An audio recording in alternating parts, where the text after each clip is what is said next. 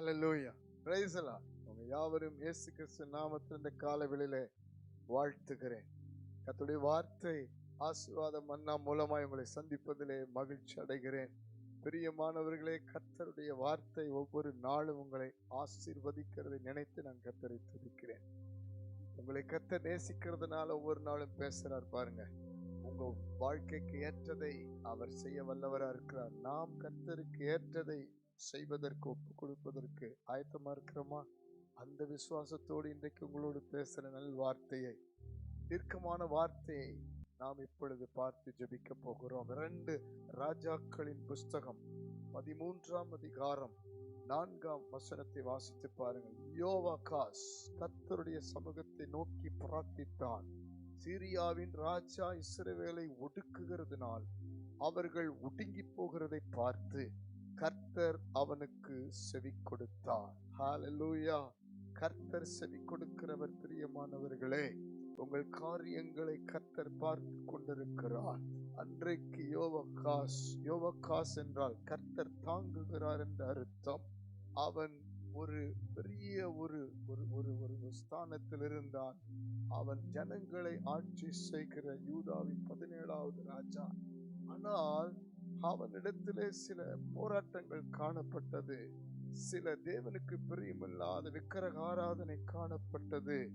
ஆகவே ஆண்டவர் கோபம் மூண்டவராய் இஸ்ரவேல் ஜனங்களை புறஜாதியிடத்திலே விற்று போடுகிறார். சீரியர் அவர்களை ஒடுக்குகிறார்கள். எனக்கு பிரியமானவர்களே, நமக்கு தேவன் இன்றைக்கு நல்ல ஸ்தானத்தை, வேலையை, குடும்பத்தை, சம்பாத்தியத்தை, ஞானத்தை, அறிவை, புத்தியை, ஆவிக்குரிய வாழ்க்கையை கொடுத்திருக்கிறார். நாம் கர்த்தருக்கு பிரியமாய் இருக்க வேண்டும். கர்த்தரை மகிமைப்படுத்த வேண்டும். கர்த்தருக்கு முன்பாய் தாழ்மைப்பட வேண்டும். நாம் உயர உயர உயர, ஆசீர்வதிக்கப்பட ஆசீர்வதிக்கப்பட ஆசீர்வதிக்கப்பட, மேன்மை அடைய மேன்மை அடைய மேன்மை அடைய, பலனடைய பலனடைய பலனடைய கர்த்தரை மாத்திரமே முன்வைத்து, கர்த்தரை மாத்திரமே உயர்த்தி, அவரை மாத்திரமே மகிமைப்படுத்தி நம்மை தாழ்த்த வேண்டும். ஹalleluya. அந்த சூழலிலிருந்து அவன் மாறுபட்டதினால அந்த ஜனங்களுக்கு ஒரு பெரிய ஒடுக்குதல் வந்தது. இன்றைக்கு கூட வேலை ஸ்தலத்திலே, குடும்பத்திலே, தனிப்பட்ட வாழ்க்கையில சில ஒடுங்கி போற நிலைமை இருக்கலாம். முன்னேற முடியாத சில தடை இருக்கலாம். சீரியாவின் ராஜா என்று சொல்லப்படுகிற ஒரு ஆளுகை, ஒரு ஏதோ ஒரு கண்ட்ரோல், ஏதோ ஒரு ஆட்சி செய்கிற ஒரு கடினமான ஒரு காரியம் வாழ்க்கையில பின்தொடர்ந்திருக்கலாம். ஒருவேளை உங்களுடைய குடும்பத்திலே கணவன் மனைவி ஏதோ ஒன்றிலே கடினப்பட்டிருக்கலாம். பிள்ளைகள் கடினப்பட்டிருக்கலாம். இப்பொழுது பாருங்க, தேவன் கவனிக்கிறார்.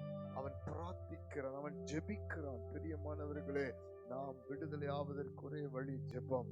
கர்த்தரை நோக்கி கூப்பிடுங்கள். கர்த்தர் உங்களை எல்லா இக்கட்டிலிருந்து, நெருக்கத்திலிருந்து, ஒடுக்கத்திலிருந்து விடுவிப்பார். ஹalleluya. எவ்வளவு சூழ்நிலைகள் உங்களுக்கு எதிராக இருந்தாலும் ஆண்டவரை நோக்கி ஜெபிங்கள். ராஜா பிரார்த்திக்கிறான், ஜெபிக்கிறான். வேற வழி இல்லை. இன்னைக்கு நம்ம ஜெபிச்சு ஆகணும். உலகம் எங்களும் யுத்தம் நடந்து கொண்டிருக்கிறது. ஜனங்களுக்கு ஒரு கொந்தளிப்பு இருக்கிறது, பயம் இருக்கிறது. வேலை குறித்து, ஃபியூச்சரை குறித்து, இன்னைக்கு வாழ்க்கை குறித்து ஒரு தடுமாற்றம், சில ஒடுக்குதல் இருக்கிறது. முன்னேற்றத்தை குறித்து ஒரு பயம் இருக்கிறது. தனிப்பட்ட வாழ்க்கையில் ஒரு பயம் இருக்கிறது. கர்த்தர் இப்பொழுது ஜெபத்தை ஏறெடுக்க விரும்புகிறார். கண்களை மூடி ஜெபிக்க போகிறோம். கர்த்தர் அவனுக்கு செவி கொடுத்தார். இன்னைக்கு உங்களுக்கு எனக்கு செவி கொடுக்கிற தேவன் ஒருவர் இருக்கிறார். விசுவாசத்தோடு ஜெபிக்கலாமா? பரலோக பிதாவே, எங்களுக்கு செவி கொடுக்கிறவரே, இந்த வேளையில ஜெபிக்கிற அத்தனை பேருடைய குடும்பத்திலும் என்னென்ன விதத்திலே உமக்கு எதிரான பாவங்கள், உம்மை துக்கப்படுத்தின காரியங்கள், பின்மாற்றங்கள், கீழ்ப்படியாத காரியங்கள், சூழ்நிலைகள், முரட்டாட்டங்கள், பிடிவாதங்கள், ஏதோ ஒரு பாவ சூழ்நிலைகள் எல்லாத்திலிருந்து விடுவிக்கப்படும்படி கர்த்தாவே இந்த வேளையில மனம் இறங்கி பாவ மன்னிப்பை கொடுத்து ஆசீர்வதிக்கும்படி ஜெபிக்க. அதே நேரத்தில் குடும்பம், சூழ்நிலைகள் எல்லாவற்றிலும் இருக்கிற ஏதோ ஒரு ஒடுங்கி போன நிலைமை, அந்த பிள்ளைகள் அந்த ஏதோ ஒரு நிலைமையில ஒடுங்கி போன நிலைமை, வேலைகள், வியாபாரங்கள் எல்லாம் ஒடுங்கி போன நிலைமை, கணவன் மனைவியுடைய அன்பு, ஐக்கியம், சமாதானம், ஒருமனம் எல்லாம் ஒடுங்கி போன நிலைமை, ஆவிக்குரிய வாழ்க்கையெல்லாம் ஒடுங்கி போன நிலைமை, இதெல்லாம் விடுவிக்கிற ஆவியானவர் இந்த வேளையில தொடுவீராக. ஒடுங்கின ஆவிக்கு பதிலாக ஆண்டவரே துதியின் ஆடை கொடுப்பீராக என்று ஜெபிக்கிறேன். அபிஷேகத்தில் நிரப்பி ஜெபிக்க வைத்து பார்த்து ஜெபத்துக்கு பதில் தாரும், செவி கொடும். இயேசுவின் மூலம் ஜெபித்து அர்ப்பணிக்கிறோம். இந்த நிமிஷத்தில் ஜெபிக்கிற அத்தனை பேரையும் கர்த்தர் விடுவித்தருளும், ஆசீர்வதி. இயேசுவின் நாமத்தில் ஜெபிக்கிறோம் நல்ல பிதாவே. ஆமென், ஆமென், ஆமென். God bless you. கர்த்தர் உங்களுக்கு செவி கொடுப்பார். மனம் கலங்காது.